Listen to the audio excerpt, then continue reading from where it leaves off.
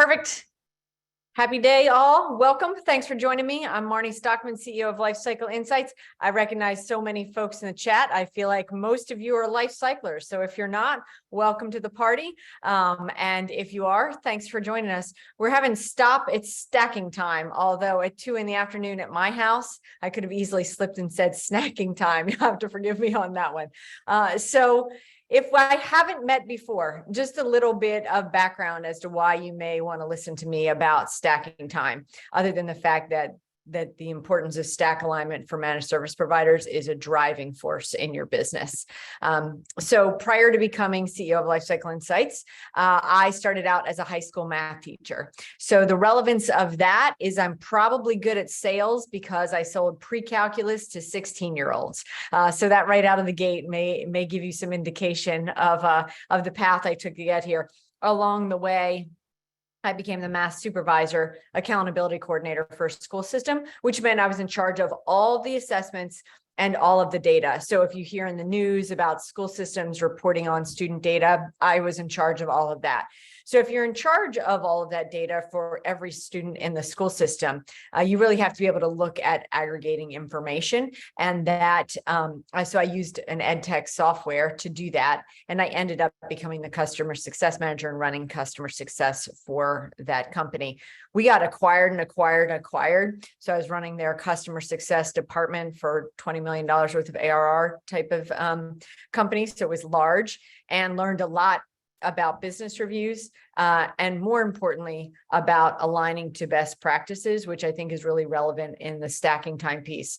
You know, I mentioned I sold pre-calculus to 16-year-olds, and the only way that you can sell pre-calculus to 16-year-olds is to make them care about pre-calculus, which is not as easy as it sounds. Some of you might find that hard to believe, but I would say the same is true about stack alignment. It's really important to you, and it's really important to your clients. But if they're not sure about why it's important, that sell might be a struggle. So we want to talk a bit today about that, which leads me to our objectives. So again, you can tell I was a teacher because I'm going to throw some objectives out there. So this is why I think I'm here. If you want to throw some other ideas in the chat, I hope this can be a conversation. Would happy to have a further discussion or answer questions along the way. So we want to talk about first why stack alignment is important to you, along with how to best communicate that to your clients. Saying things like, eat your spinach, just do the pre-calc because I said so, and you need to be aligned to my stack does not communicate the importance of it. I'm a super big fan of Simon Sinek's Start With Why. So it's all about a book. The book is all about if your clients believe in your why, they'll buy your what.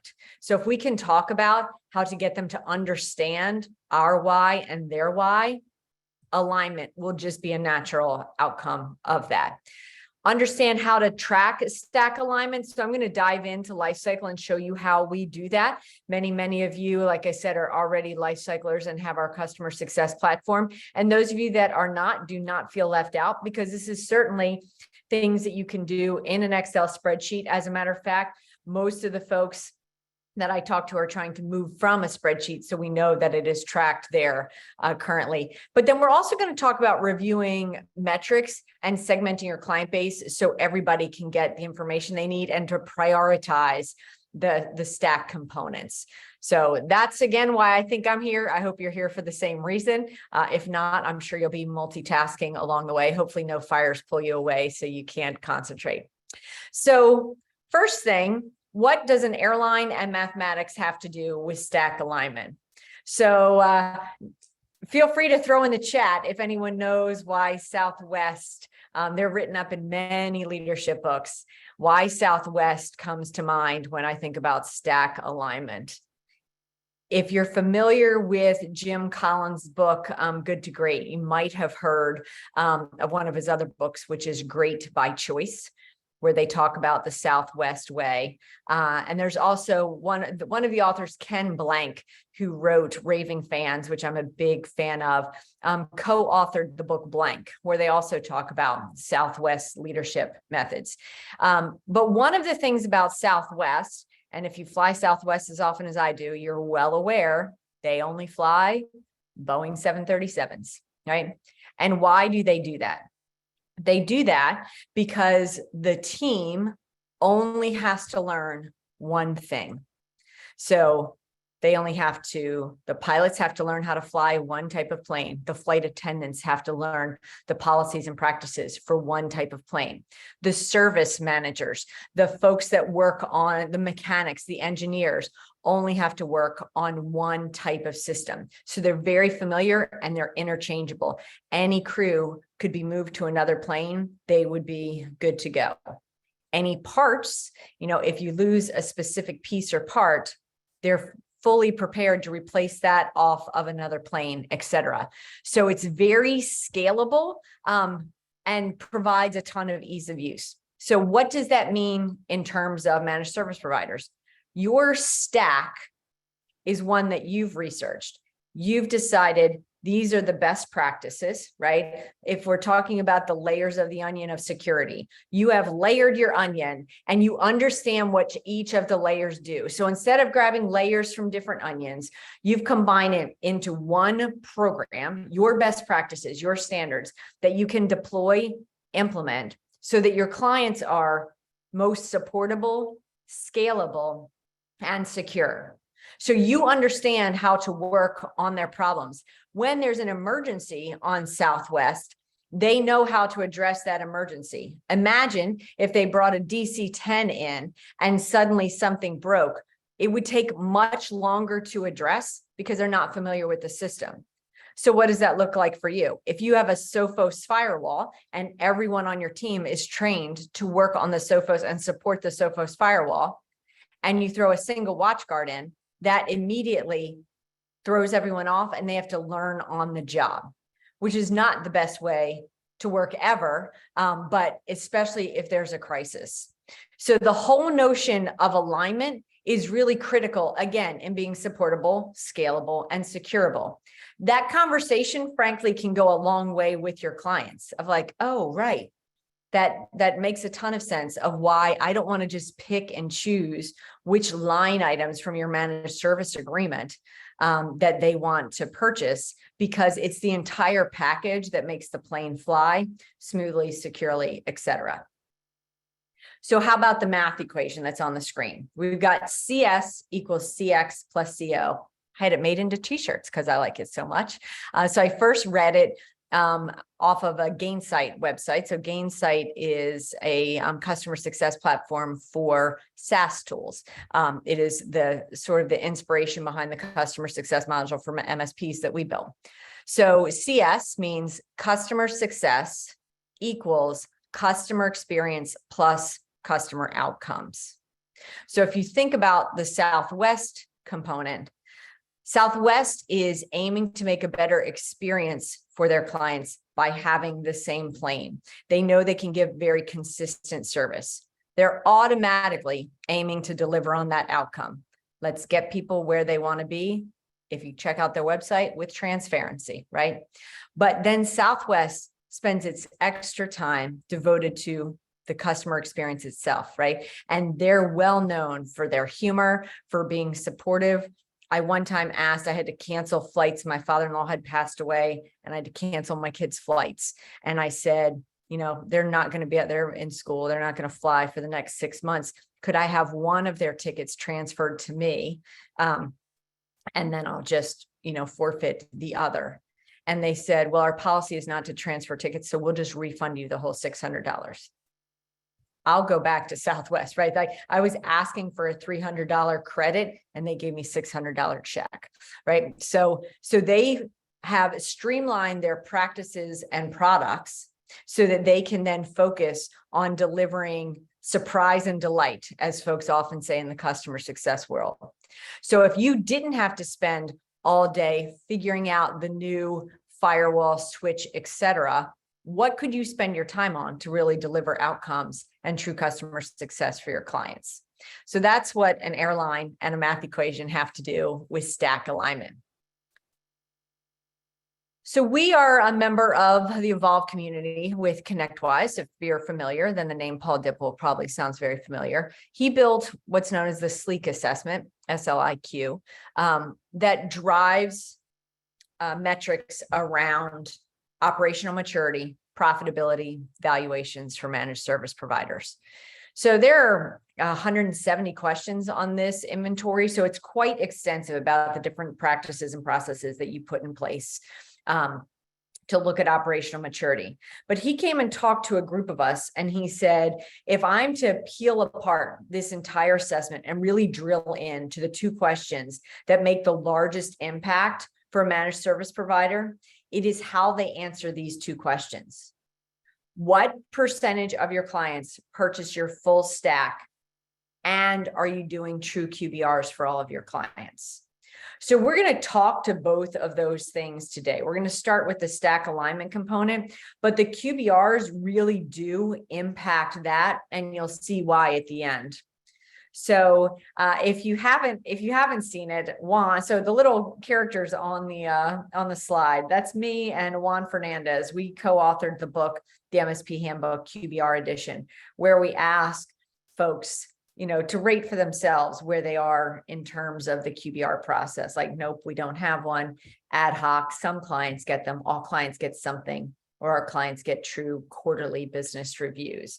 So think about where you are in this conversation, and then we'll kind of make an action plan at the end for how we can get everybody the QBR they deserve. So I want to jump into how to talk about the stack itself. So how do we talk about the services so it doesn't come out sounding like Charlie Brown's teacher, wah, wah, wah, wah, wah, wah, right? If you come in hot with Optiplex 750s and Windows 2012 servers, et cetera, and Sophos firewalls, the average CEO that is not running a tech company doesn't know or understand how those pieces impact their business. It's not that they don't care, but they don't know enough to understand if that's a critical need, a nice to have, or just a suggestion. So how can we get them to have a conversation and so that we can move the conversation? We really want to talk about how can we sell our full stack. So I was an educator, as I have now said a couple times, and this is Maslow's hierarchy. So this is where we talk about humans' basic needs. Everybody has the same hierarchy, right? We must have air, food, water, shelter to survive, right? And if we don't have those things, we cannot concentrate and focus farther up the pyramid. If you had seen me 2 hours ago, pre-lunch, when I was hungry, you would see how that's true, right? When you get hangry, you're not able to focus on critical thinking or other components. So the basic need, food, air, water, shelter, etc. Next up is security. So if you aren't secure, you can't begin to think about other components for yourself because you're in that fight or flight mode, right? So security is next up. After security comes belonging, family and friends and love, right? So how you're dealing with relationships, etc. And then you can move from there to self-esteem. So mastery. Do I participate in hobbies I enjoy? Do I have a job I love, etc.? Am I aiming to have self-respect and master my own domain? And when all of those things are under control, then you can reach for that top tier, which is self-actualization, fancy word for becoming the best version of you can be, right? When you really start looking at self-improvement, because all those rest of the pieces, your basic needs are met. Now, in 2022, they say Maslow's hierarchy's changed a bit. So the most basic need now, Wi-Fi. Hopefully that got a chuckle, but it's true. You'll frantically walk into a room and aim to get the Wi-Fi. If you need it. But we just talked through universal truths for humans. Businesses have the same hierarchy. It's comparable to humans. So let's take a look at what they are. So at the very baseline is, does it work, right? Is it plugged in? Am I stable? Do I have assets that function? Is it working? If it's not baseline working, then for sure, they can't think about anything else. But think about this if you're trying to sell them additional services beyond, is it working? They really want to think about their business overall, right? They want to be competitors in their industry. They want to drive new growth, et cetera. So if you came in and said you wanted to have a value add strategic conversation and all you talk about is whether or not their devices are working, is that truly a value driven conversation? As I've said twice already this morning, it's 2022. That should already happen. I expect every day for my computer to turn on. As a matter of fact, this morning it told me it patched itself. So if you want to come in for a business review and talk to me for 3 hours about how you patched my computer, I'm questioning what you spent the other minutes on, since my computer told me itself that it had done that this morning. Not to say that that's not critical. It's a baseline expectation. But if we're only having conversations, especially in sales, around that baseline conversation, you're missing out on the other pieces, and you're really commoditizing your own business because you're racing to the bottom of that pyramid based on dollars and cents instead of value. So let's move to the next one. So we've got the fact that we're just going to set up a good infrastructure for you. You're going to work, you're going to have great uptime, et cetera. So next up is security. Now, in the IT world, security is a little different than in the human needs, right? Because that can impact the bottom line and the top line. But the reality of it is they can't live in crisis mode thinking about constantly the next ransom attack, if they still are trying to drive other business outcomes for their business. So that security piece needs to become one of the basic table stakes of, in order to drive your business, we need to keep you up and running, that's baseline, and secure. If you can make that part of that is the service we provide, you're then able to differentiate yourself and help them move up the pyramid. Because when we move from, is it working, we can then start looking at what else we can provide them. In 2023, there are tons of predictions that managed service providers will spend more time considering themselves business consultants than tech consultants.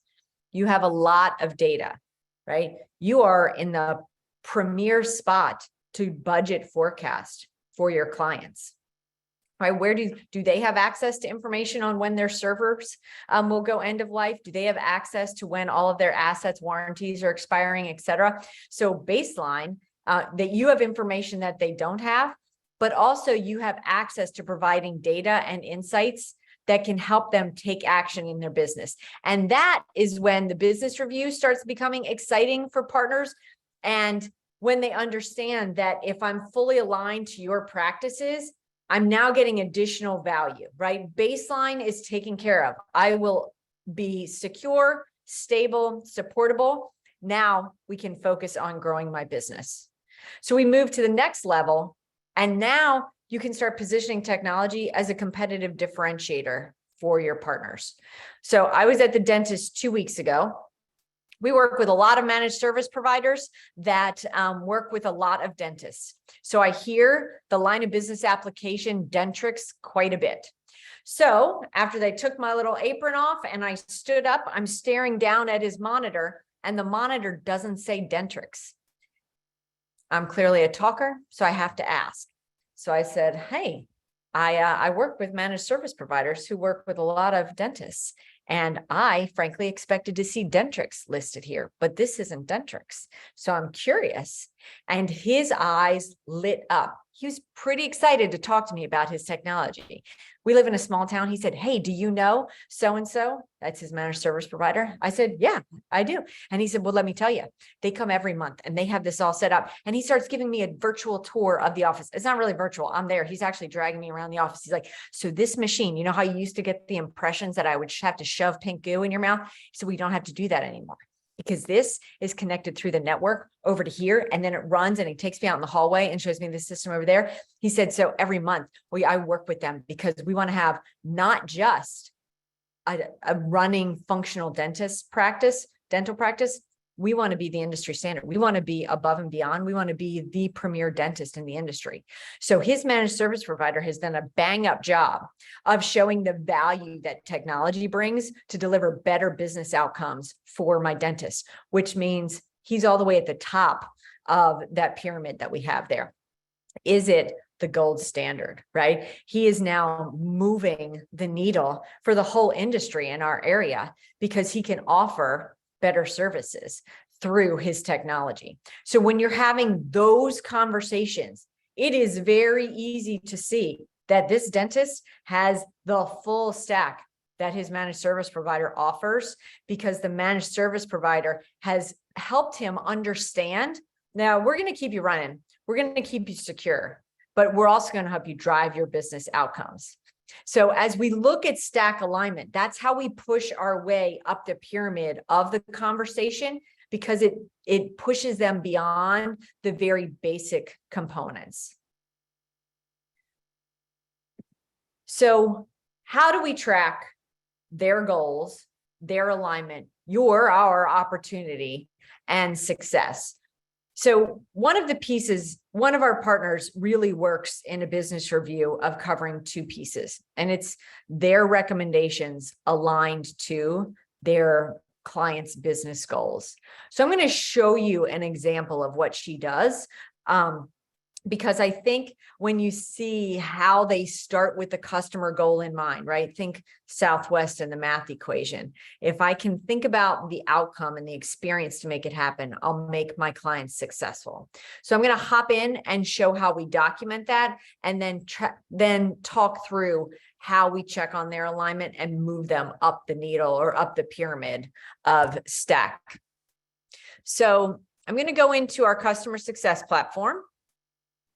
If you are currently a life cycler, this should look familiar, right? I'm in the VCIO side of the house. Customer success is a whole separate module. So it's a different payment. And when I add customer success, you would then have it in the drop down there. So if you don't see it and you're interested in it, feel free to reach out to me. But that is why it is not part of the VCIO module.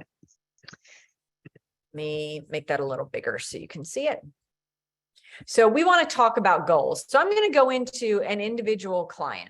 So we're going to go into our client creative designs, and I'm going to click on goals.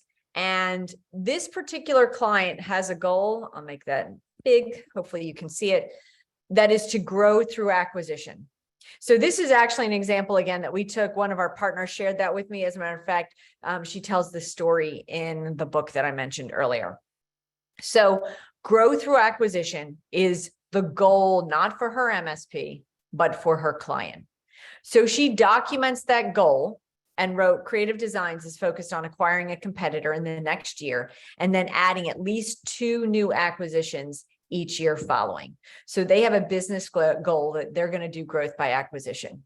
So in working with them, they developed a couple different strategies of what they would need to do. So she built some tasks. One was to collect information to develop the stack. So part of the research for the next business review was to go gather information from the points of contact to see what type of stack would make sense, because they want to develop, you can see the next one, outline a proposal for a go forward plan to define a technology and security standard for new acquisitions, to determine a clear path. Let's see what the rest of that says.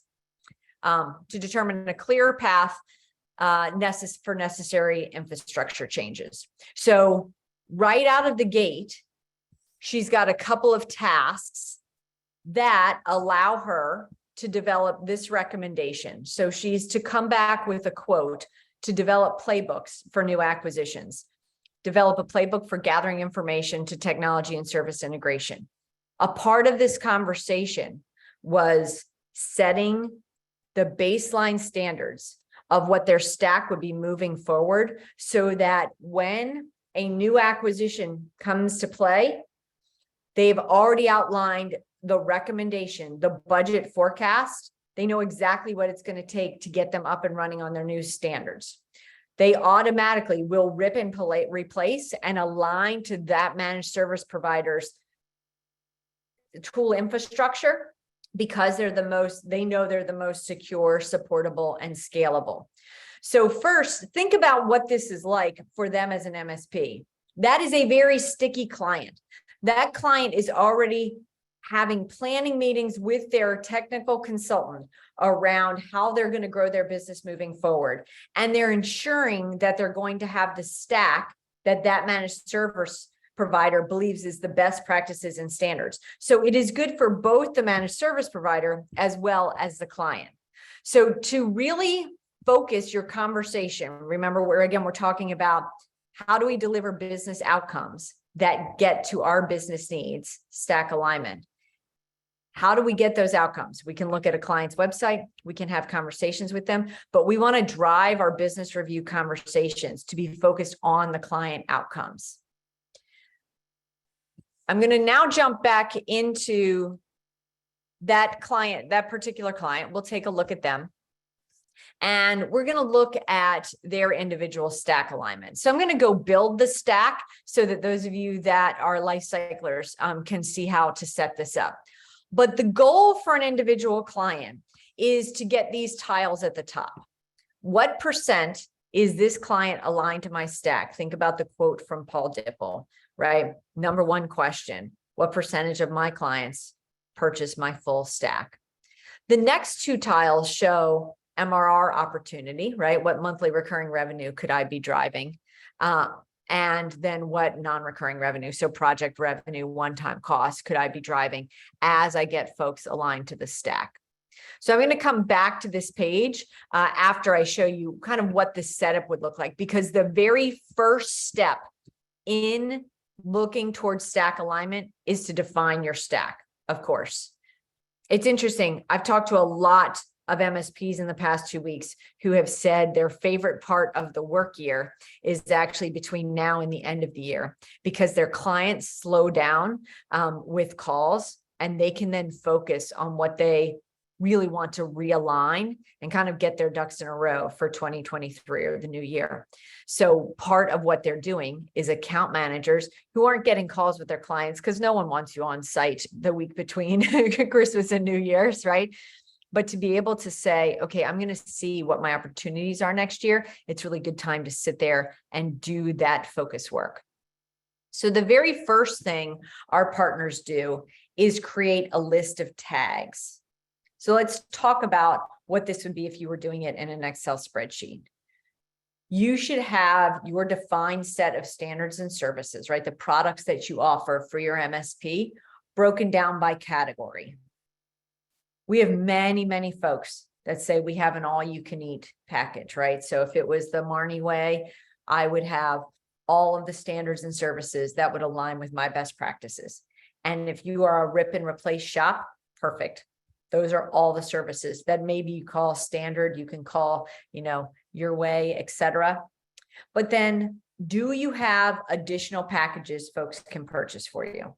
Do you have a premier security stack? So many of our partners have this is our core module, and everybody has to have our core.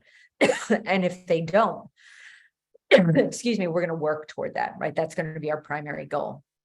Then they also have a premier security package for HIPAA compliant, maybe Department of Defense contracts, that type of thing. Some of them bundle it right in, some of them don't. So whatever your best practice is, that's fine. Some do good, better, best. And then almost all of them also have some ancillary services. So maybe phone services, printer copier services, maybe website design, right? That's not included in your standard services, but it is an offering you could have. So if we're trying to get long-term vision to be able to get insights into who has which of my standards and services, we want to define those different stacks. So for the sake of argument today, I'm going to look at a standard stack with the majority of my services and an ancillary stack that have those other things that I might be able to upsell into a particular client if that was appropriate. After you establish those tags, you then go and set up your stack. Now you're going to be able to align any client to a particular stack. So I could say Creative Designs is a good candidate. Well, baseline, my standard stack, but they're also a good candidate for my ancillary services stack because they want to use website design, and we might even be able to sell them VoIP because they've all started working remotely. Perfect. So I can, once I've defined my stack, I can then assign it to a client and say, I want to track this for these clients. But you create services down the left-hand side, and you can then say, so I'm going to dig into the PSA one. You can define the service name. You can add a description. Is this active for clients? So for example, if you did not have an MFA solution in place first, what? It's 2022, but you could hide it so that it didn't show up in reporting. Is this automatically included in your agreement? So there's never going to be an opportunity for this one because they automatically have it, but it doesn't mean I don't want to drive and make sure that they implement it. And then you can say, okay, the PSA is aligned to my standard tag. So I've selected that as my standard tag. And then I can select the product options. You can always add your own. So, we try to populate this with a list of tools that you might be using and which ones are preferred, right? So you can select which one is preferred. But again, you can always add your own if you don't align with what's already in our software. So once you have, so you would first go through and say, these are the services we offer, right? Again, in an Excel spreadsheet, we are now just typing up our list of services, and then we're going to put our preferred vendors. You absolutely could have multiple preferred vendors. Many of our partners have 2 tiers. So maybe 2 different security levels of a product or something that they are moving away from. So we have lots of strategies for that, and we're always happy to chat about that. But once I've defined what my stack is for a client, I can go back into my individual client. So here I've got Creative Designs, right? And I have tagged them standard and ancillary. So right under their name here, you can see that I've associated them with my standard tag and my ancillary. So I'm going to now go as an account manager. This is the day-to-day work that I would do to look at my accounts to see where I might have opportunities.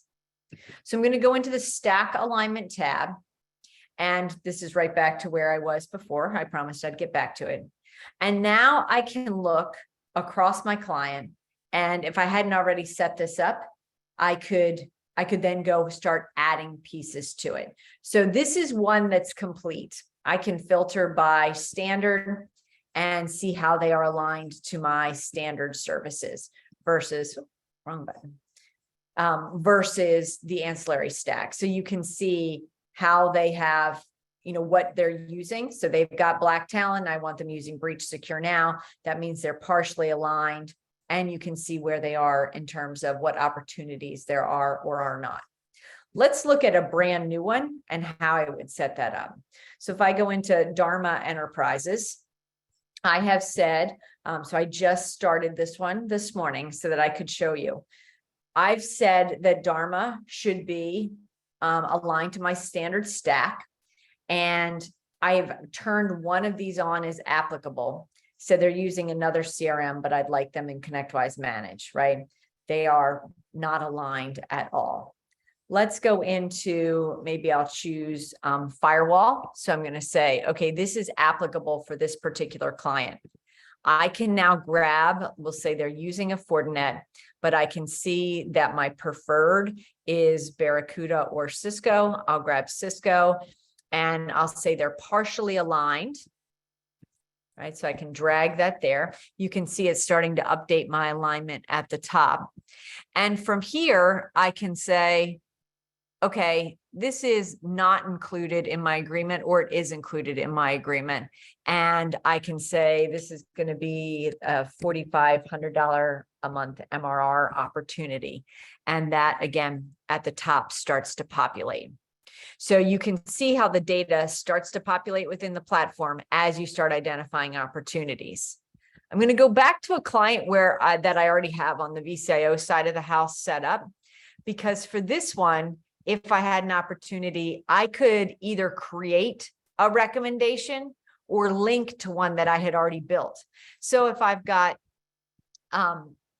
recommendations already built in the platform, I can grab it and pop it into the site. So we always recommend setting up the VCIO site first before you dive into customer success, because it makes the data population on this side so much easier. But once I've gone through my client and really I've identified all of our standards and how they align to it, we drive to this particular report. And this is where folks are getting insights across all their clients. So imagine if you can look across all of your clients and quickly see that at Hogwarts, I've got a $6,600 a month MRR opportunity, and where exactly they're not fully aligned to my standards and services, right? So now I can see where my opportunities are by tool, right? So I can see my total by client or by tool itself. So if we're looking for a discovery product or email phishing, right? What if I said that $2,300 a month is what I want to go after? I'm going to start creating marketing campaigns to have the conversation around email phish testing. The other piece is, if you look at the top here, in Lifecycle, we help you filter this information by account manager, by vertical, or by segment. We'll talk about segment in a minute. But to be able to say, okay, Alex's accounts look like this, and this is where his opportunities are, it'd be very clear where he needs to start the conversation.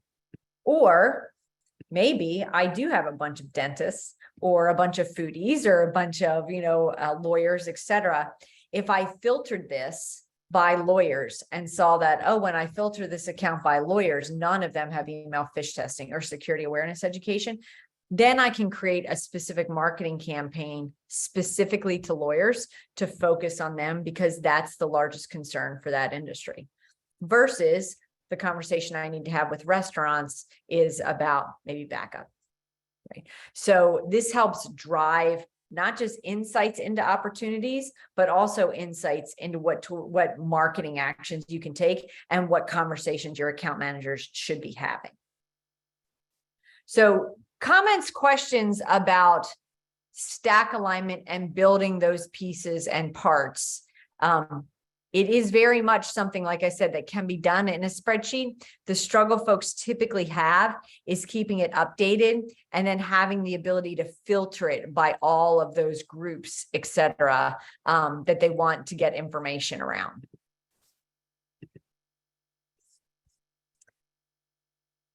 I'll take a sip while I wait and see if I have questions, and then we'll talk about how to make sure everybody gets the business review they need.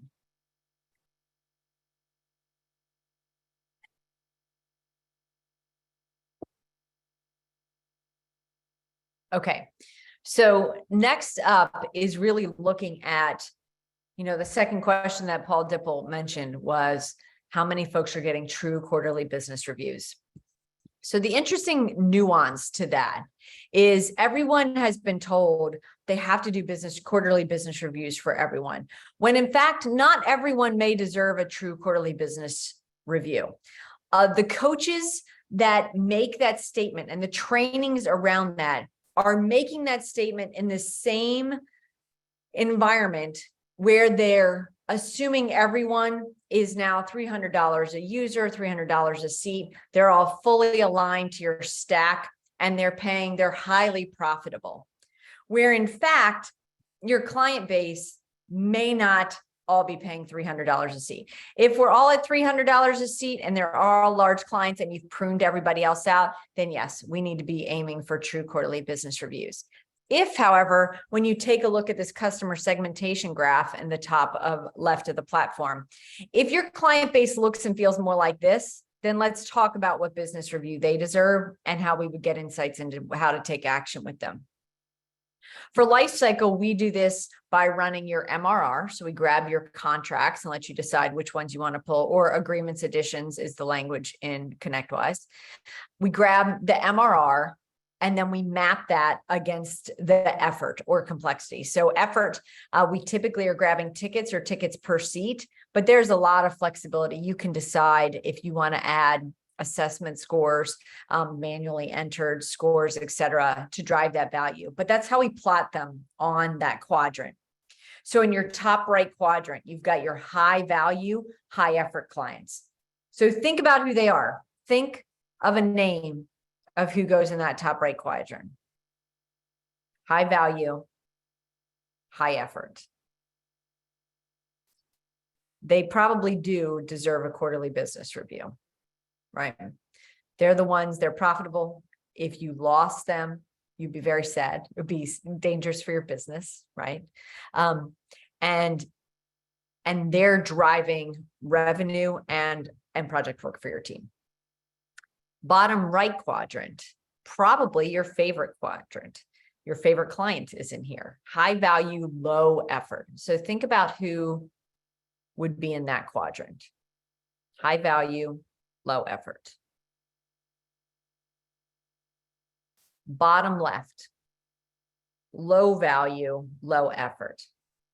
There might be quite a few of these, like there are on our graph, right? You might have quite a few clients that are sort of a very standard plug and play type of client, right? We can deliver these services easily.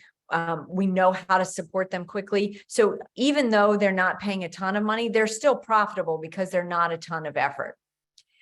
And then lastly, think of someone in that top left quadrant. It's probably your least favorite client because they are high effort, low value, right? So they're not paying you enough for the services that they actually are.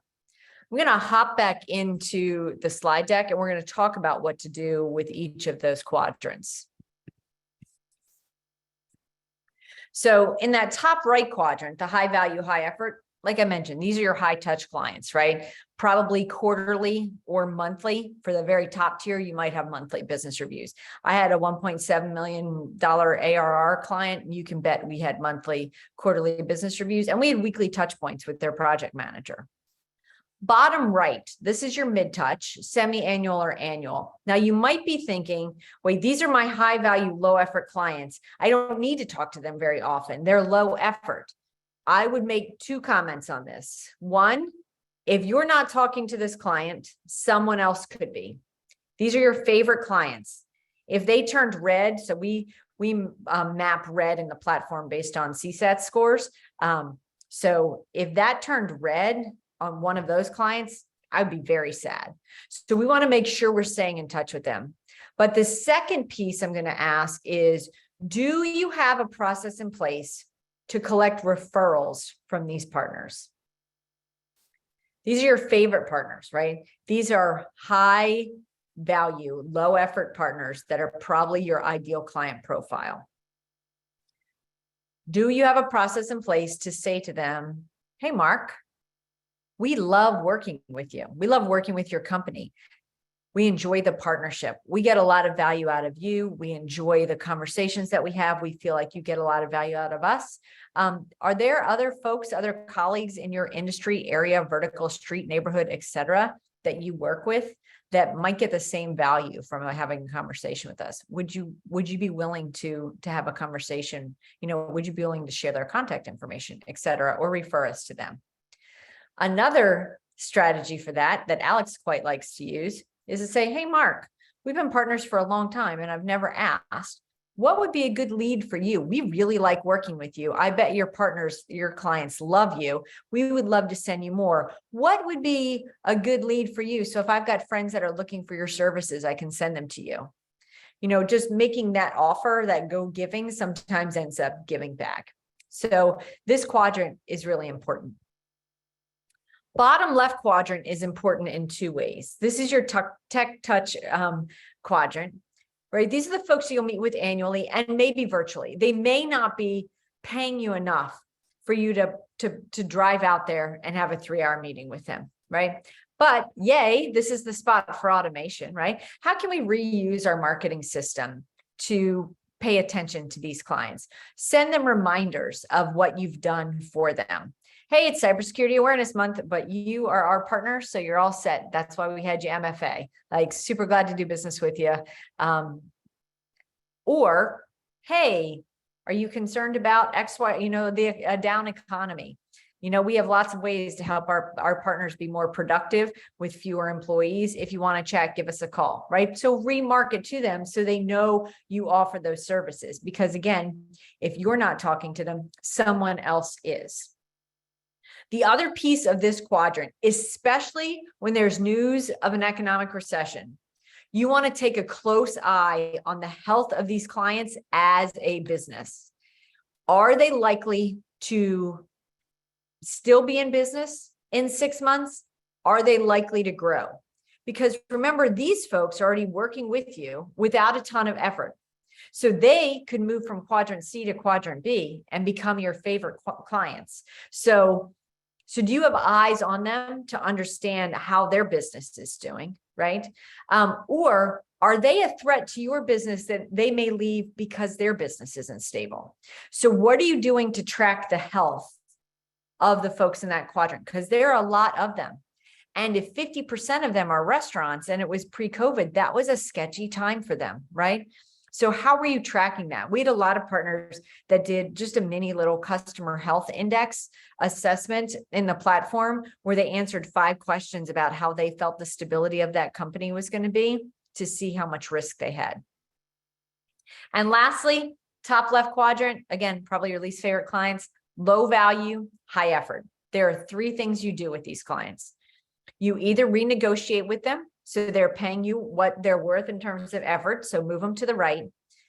You help them deal with the problem that is making them high effort. Is it a personnel conversation, in which case we might have another chat with them, or is it aged assets that are causing the problem? And if you can convince them to get rid of them, maybe they bump down into the bottom left quadrant. If it is a personnel problem and they are just not going to become a good client, then if you've read the pumpkin plan, those are the pumpkins that you pluck because they're not going to make good pumpkins. So those are the ones that you fire. What's interesting is we've had multiple partners talk to us this year about they have really intentionally grown their business within their existing customer base.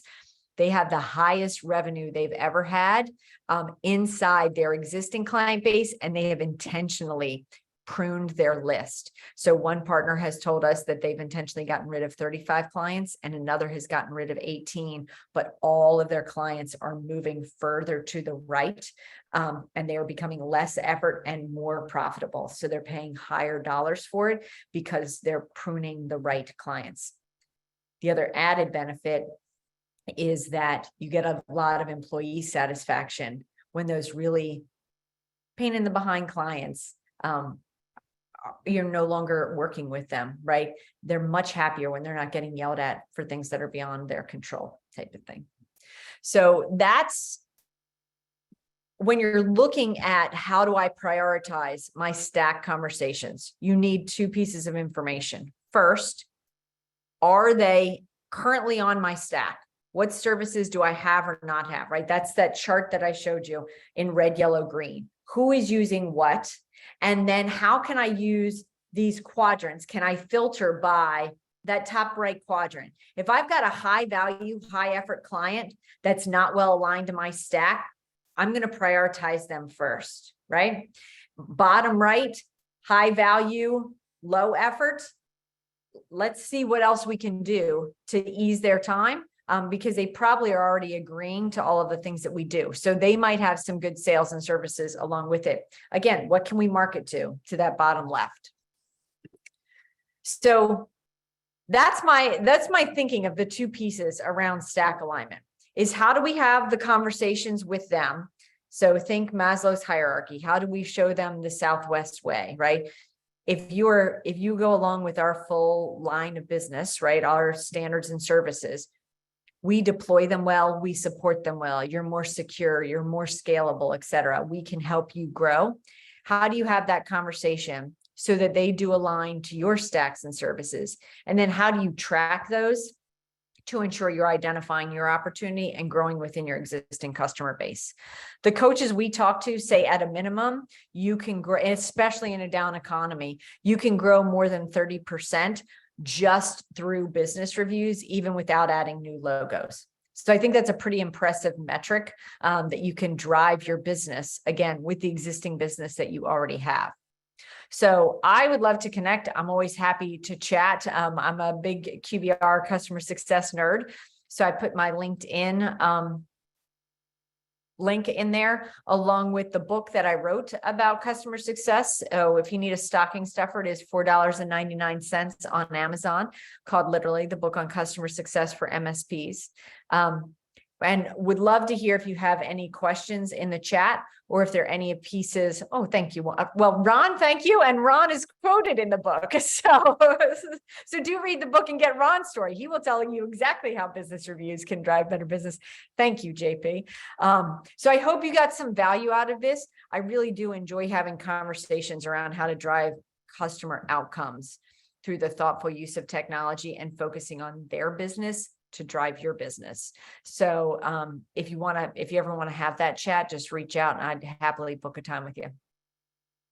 Pumpkin Plan is also a great book. Yeah, I've got a list of them. So my doctorate was in leadership. So I have a pile of business books that I slowly work my way through it. I've read a good solid number of them, but I still have a pile I need to work on some more for sure. Well, thank you all. I'll hang out if anybody has more questions, but I will stop the recording, and I hope everybody has a great holiday.